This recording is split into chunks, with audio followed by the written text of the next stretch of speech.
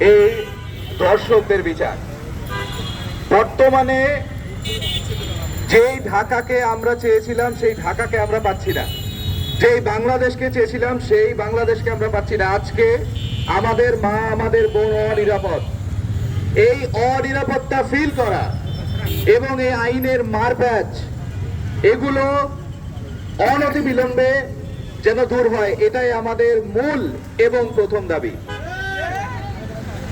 আজকে বর্তমানে যেই জাস্টিস গুলো চলছে বা যেই রকম আইনের বিচার কার্য চলছে, এগুলো যতটা তাড়াতাড়ি সম্ভব সেগুলো নিরসনের দাবির জন্য আমরা এখানে দাঁড়িয়েছি।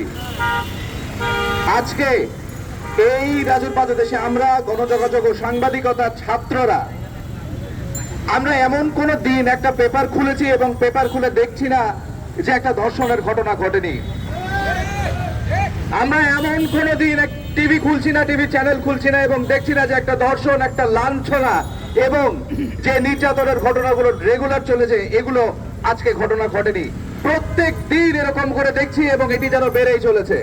আজকে আসিয়া থেকে শুরু করে ছোট্ট একটা 8 মাস 9 মাস কিংবা প্রাণীদেরকেও ছাড়া হচ্ছে না।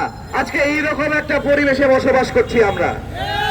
এই পরিবেশে নিরসন চাই এবং একটা নিরাপদ সমাজ, একটা নিরাপদ দেশ এবং একটা নিরাপদ রাষ্ট্র গঠনের জন্য যতটুকু আইন কারণে সংস্কার করা প্রয়োজন, যত তাড়াতাড়ি সম্ভব তত তাড়াতাড়ি আপনারা করুন এবং আজকে আমাদের মা বোন সকলের নিরাপত্তার যে বিস্তারটা রয়েছে, এগুলো যত তাড়াতাড়ি সম্ভব কায়েম করুন। ধন্যবাদ।